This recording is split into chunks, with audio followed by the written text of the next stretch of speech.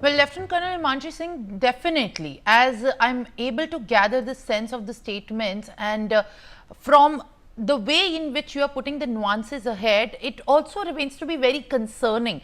The kind of role that the United States has been playing also needs to be looked at with a very close lens as it impacts the way that these nations in a conflict choose to react and respond to each other. Well, on that, Major General Gigi Dwivedi also is there with me live on the telecast. Appreciate you joining me this morning, sir. And how do you look at, if we speak about the kind of role that US has meted? Because late night it was like US has become the biggest peacemaker. They have brokered this ceasefire. They have made both the nations understood while being on a table, and they have made them come at the same page. But what remains to be following later are the series of in fact developments that no one must have expected. So how do you think that must have done or undone in a manner that would have mattered in a situation which has brought some peace in a literal sense?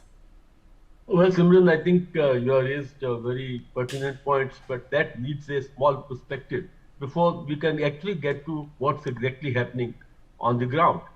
You see, wars always start when peace has lost its chance or negotiation break down, and war ends when both sides feel that they have achieved their respective aims and objectives, and there's no need to further, carry on with the hostilities on the ground. So in this case also, the war started on 13 June because Israel had very clear stated aims, that is to cripple the nuclear capability of Iran and also degrade their military potential.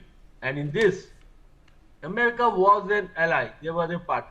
So the war went on for 10 days, but what Israel could achieve was only, I would say, part of the aim. But they were not able to hit the three main nuclear sites at Fordow or at Natanz or at Isfahan. So that's where the American came in. And on the 22nd, they went in for a very massive strike on these three installations. The point I'm trying to make is that war has a cycle.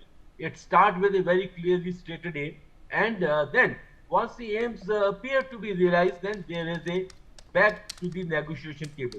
So what President Trump has done today early morning was that, look, both the sides have achieved their respective aims. Israel has in fact been able to cause fair amount of damage and destruction on the Iranian. And as far as Iran is concerned, we must understand what was their objective.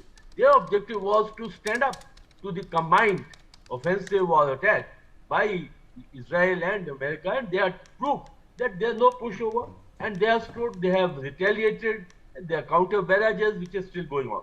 Now, when we see this situation now, well, President Trump has said that ceasefire actually has been declared, but it takes time before the ceasefire actually gets implemented on the ground. So therefore, he has given 12-hour cycle because they see troops on the ground, they are on their fingers on the trigger, they are at a very high state of alertness, and they are responding and counter-responding. So it's going to take some time before actually ceasefire is implemented on the ground. One point I wish to make is there are other players behind the scene who are actually orchestrated this setup or environment to bring this ceasefire. Qatar has played a major role. Well, others, European Union also did bring in certain amount of, I would say, opening the window for this opportunity. But the point is, who ultimately has the handle? And that's President Trump, because he is the key player and he is able to regulate or moderate how the whole operation have gone about. So therefore, he is the one who actually is the person center of the whole issue. And I would end up with two very important points.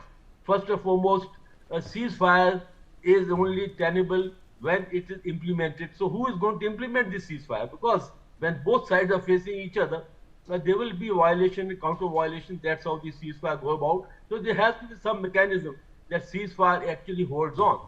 And secondly, it will lead to negotiation table. And what Iran said, that they'll come to the negotiation table not on someone's pressure until the hostilities stop and until they feel that they need to come on the table, that's what will happen. So point is now we need to see how the further diplomacy takes over, because diplomacy and defense are interrelated.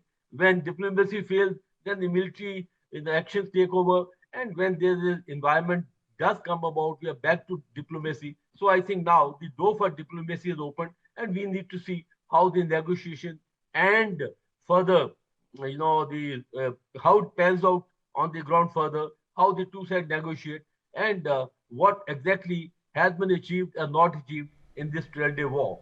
For more such videos, subscribe to the NewsX YouTube channel, hit the bell icon.